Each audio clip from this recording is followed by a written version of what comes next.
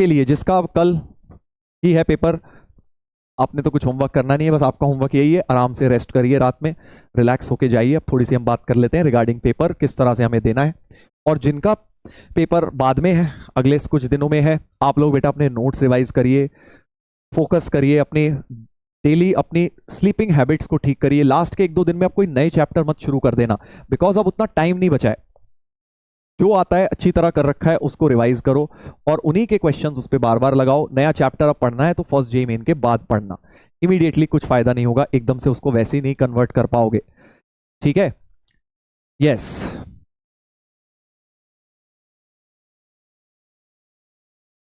Paper attempting strategy देखिए, तो अब 2-3 बातें हम कर लेते हैं, क्योंकि बहुत बच्चे पूछते हैं कि सर आपने जेईई कैसे दिया था। देखो हर एक का स्टाइल वैसे तो डिफरेंट होता है, आपका स्टाइल डिफरेंट हो सकता है, बट सबसे पहले तो प्री पेपर आपने क्या क्या करना है, आपने बेटा अच्छी तरह रेस्ट करके जाना है।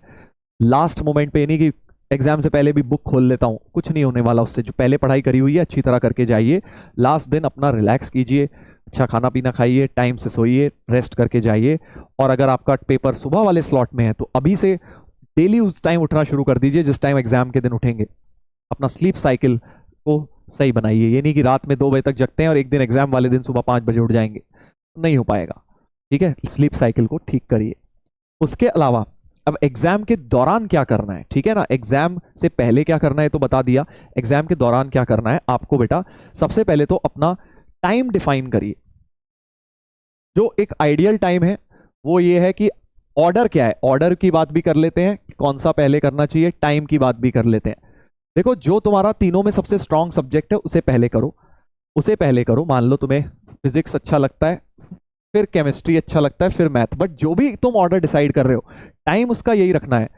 फिजिक्स का 1 आवर, केमिस्ट्री का 40 मिनट से लेके 45 मिनट, और मैथ का मिनिमम मिनिमम बता रहा हूं, ये मिनिमम 1 आवर 15 मिनट। इसलिए नहीं कि सर आप गणित के मास्टर हैं इसलिए आप कह रहे हैं ज्यादा मैथ्स को, नहीं बेटा, क्योंकि मैथ्स का पेपर ही लेंदी आता है, आपको मैथ्स में इतना टाइम देना ही देना है। अब कुछ बच्चे क्या करते हैं जो थोड़ा तेज होते हैं, वो इन दोनों को मिला के 1.5 घंटे में निपटा लेते हैं। आप वो कर सकते हैं तो बहुत अच्छी बात है, और 1.5 घंटा फिर मैथ्स को देते हैं, उससे मैथ्स का स्कोर ऑप्टिमाइज हो जाता है। कुछ बच्चे 1 घंटा 40 मिनट में करते हैं तो 1 घंटा 20 मिनट याद देते हैं, तो बेयर मिनिमम इतना तो देना ही है। ये नहीं कि पहले फिजिक्स किया फिर केमिस्ट्री किया, अरे सर 2 घंटे 30 मिनट निकल गए पता ही नहीं लगा, मैथ्स के लिए तो आधा घंटा बचा है, ये बेवकूफी नहीं करनी। आप अगर पहले फिजिक्स कर रहे हैं तो 1 घंटे बाद फिजिक्स को छोड़ दीजिए, मैक्सिमम लिमिट है, इन दोनों की मैक्सिमम लिमिट है, इसकी मिनिमम लिमिट बन गई है। तो जैसे ही घंटा हो गया आप फिजिक्स छोड़ दीजिए, केमिस्ट्री जैसे ही 40-45 मिनट हो गए आप छोड़ दीजिए, चाहे आपने पहले किया है। मैथ्स को फिर उतना टाइम दीजिए, तीनों सब्जेक्ट में बैलेंस बनाना बहुत जरूरी है। बहुत ज्यादा भी समय मत दीजिए, नहीं मैथ्स को 2 घंटे दे देता हूं सर, शुरू मैथ्स से कर देता हूं, कुछ नहीं होगा। तीनों सब्जेक्ट्स में स्कोर करना आपके लिए इंपॉर्टेंट है, पहली बात। ठीक है, टाइमिंग आपको समझ आ गई है। सर फिजिक्स केमिस्ट्री 90 मिनट्स में हो जाता है, हाँ तो अच्छी बात है, बहुत अच्छी बात है। अगर आपका 90 मिनट्स में ये दोनों हो जा रहे हैं तो आप बहुत बढ़िया लेवल पर, स्पीड आपकी चल रही है। फिर मैथ्स को आपके पास 1.5 घंटा होगा, आपका पेपर नहीं छूटेगा, 1.25 घंटे में भी मैथ्स छूटेगा, ये समझ लो। 1.5 हो गया तो बेस्ट हो जाएगा, बट इसका ये मतलब नहीं है कि तुम बाकी दोनों छोड़ के मैथ्स में लग गए। इसमें मार्क्स ज्यादा इसी में लाने हैं, दोनों में मिला के। बचे टाइम कोशिश करनी है इसे ऑप्टिमाइज करके इसमें हम ज्यादा से ज्यादा समय दे पाए, राइट। अब यहां पे एक सवाल आ रहा है, सर सेफ स्कोर बता दीजिए मैथ्स के लिए। सेफ स्कोर कुछ नहीं होता जेईई में, सही बता रहा हूं, सेफ स्कोर नाम की कोई चीज ही नहीं होती है। हमें क्या करना है, ना कोई टारगेट लेके जाना है, ये नहीं सोचना है सर मिनिमम 20 क्वेश्चन करने हैं, 15 करने हैं, कितने कर दूंगा कि जेईई हो जाएगा। ये सब चीजें बेटा बेकार की बातें हैं, आपको उस समय कॉल लेनी है। आपको लग रहा है पेपर स्टार्ट करा मैंने, शुरू के 5-7 क्वेश्चन बन गए बहुत जल्दी, आज 15-20 मिनट आधे घंटे के अंदर ही, तो मतलब पेपर इजी की तरफ आया, तो आप उसको मैक्सिमम करने की कोशिश करिए अपने तरफ से कि ज्यादा से ज्यादा करना है। अगर आपको लग रहा है नहीं यार शुरू के 20 मिनट हो गए कोई क्वेश्चन ही नहीं हिल रहा, तो घबराना नहीं है, समझना है पेपर टफ है, मतलब अपने को थोड़े बहुत भी कर दिए, अगर हमने 10-12 सवाल भी मैथ्स में ठीक कर दिए तब भी हमारे बहुत अच्छे परसेंटाइल पहुंच जाएंगे। ठीक है, तो अल्टीमेटली देखो तुम्हें किस चीज के लिए एम करना है। अगर मैं तुम्हें बोल रहा हूं कि यार नंबर ऑफ क्वेश्चंस के पीछे मत भागो, तो सर किस चीज के पीछे भागें? बहुत सिंपल बात बताने जा रहा हूं जो कि कई लोगों के दिमाग में घुसती नहीं है। आपको एम करना है बेटा अपना टाइम को ऑप्टिमाइज करने की। नंबर ऑफ क्वेश्चंस को ऑप्टिमाइज मत करो, टाइम को ऑप्टिमाइज करो। मतलब क्या है, जैसे मान लो आप मैथ में 1 घंटा 15 मिनट दे रहे हैं, तो आपको बेटा उस 1 घंटे 15 मिनट के अंदर ना कहीं फंसना है और ना सिली मिस्टेक्स करनी है। तो क्या होगा आपका, आप ना तो कहीं फंसे, मतलब आपने टाइम वेस्ट नहीं करा, ये नहीं करा 10 मिनट एक क्वेश्चन ट्राई किया और उसके बाद भी वो नहीं हुआ, ऐसा नहीं होना चाहिए। जो आप अटेम्प्ट कर रहे हैं वो होना चाहिए, जो आपसे हो रहा है, जो नहीं हो पाएगा वो पहले देखते ही छोड़ना है। तो आप फंसे नहीं क्वेश्चन में, और जो क्वेश्चन आपने किया उसमें ये नहीं 2+2 को 5 लिखा है, सिली मिस्टेक्स कराए और गलतियां हो रही हैं। तो ना आप फंसे, ना आपने गलत किया, मतलब आपने जो अपना टाइम था, जो भी 1 घंटा 15 मिनट आपने दिया मैथ्स के पेपर को या किसी भी सब्जेक्ट को फॉर दैट मैटर, ओवरऑल 3 घंटे को अगर आपने ऑप्टिमाइज कर लिया, मतलब आप जितना उस 3 घंटे में आउटपुट निकाल सकते थे मैक्सिमम आउटपुट निकाल लिया। मतलब एफिशिएंसी मैक्सिमाइज करनी है, सिंपल सी बात है। एफिशिएंसी कभी 100% तो हो नहीं सकती, बट हाँ ये है कि उसको क्लोजर टू 100% आपको लेके जाना है। अब उन 3 घंटे को मैक्सिमाइज करके हो सकता है आपसे ओवरऑल, मैं कह रहा हूं कि अगर 75 क्वेश्चन आते हैं, अगर 50 ही हुए तो कोई बात नहीं, 50 is good enough then. Ultimately relative क्योंकि टेस्ट है, आपको अपनी एफिशिएंसी मैक्सिमाइज करनी है, आपको नंबर ऑफ क्वेश्चन मैक्सिमाइज नहीं करने, एफिशिएंसी मैक्सिमाइज करनी है, ताकि आप किसी सवाल में फंसे ना। एक आध दो तो देखो होंगे ही, ऐसा नहीं है कि जीरो हो जाएंगे, कि आपको जीरो एरर ना हो, जीरो एरर्स होंगे, एक आध गलतियां होंगी, that is acceptable, but minimum करने की कोशिश करिए एरर्स को, और मिनिमम करने की कोशिश करिए आप कोई भी जगह फंसने को, ठीक है। ना तो गलती करनी है बहुत ज्यादा, ना फंसना है। कोई लगता है बहुत टफ है, मत करो ना उस टाइम, छोड़ दो, समय बचे तब जाना ना उसमें। अल्टीमेटली अगर आप अपना ट्रैप होना डिले करते गए जेई के पेपर में तो आपका सिलेक्शन हो जाएगा, समझे। ट्रैप मत होना वहां, ट्रैप मतलब एक क्वेश्चन में स्टक हो गए जी, 10-15 मिनट वेस्ट करती।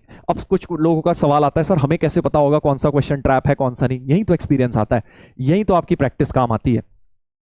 आपको देख के अब क्वेश्चन को समझना है कि भाई ये क्वेश्चन मैं करूंगा या नहीं करूंगा। करूंगा तो प्रॉपर तरीके से करना है, नहीं करेंगे तो हमें उसको देखते ही छोड़ देना है, या रिव्यू फॉर लेटर के लिए आना है एग्जाम में।